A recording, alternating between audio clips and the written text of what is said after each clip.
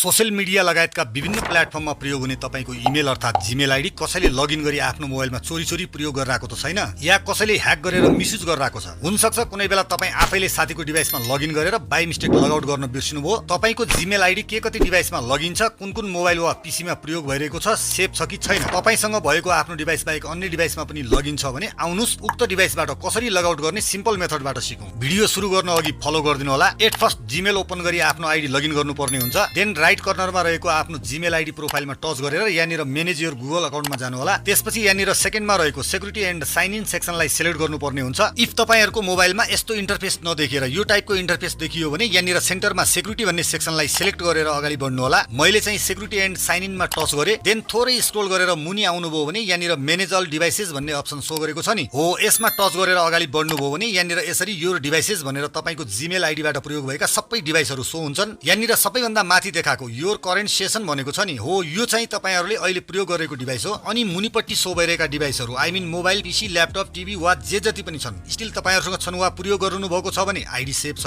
If कुनै डिभाइसहरु तपाईलाई doubt छ या अहिले यी डिभाइसहरु तपाईसँग छैनन् भने उक्त डिभाइसहरु यहाँनिर यसरी सिलेक्ट गर्नु होला। देन भेरिफाई गरेर अगाडि बढ्नु पर्ने हुन्छ। त्यसपछि लेफ्ट कर्नरमा रहेको साइन आउटमा टच गर्नुभयो भने यहाँनिर माथि साइन आउट गर्नु खोजेको डिभाइस नेम देखाएको छ। यहाँनिर this will remove access to your Google account from this device भनेको छ। मतलब यहाँबाट साइन आउट गर्नुभयो भने यो डिभाइसले तपाईको जीमेल अकाउन्टको एक्सेस पाउने छैन, रिमुभ हुन्छ भनेको हो। यहाँबाट जस्ट साइन आउट गरिदिनु होला।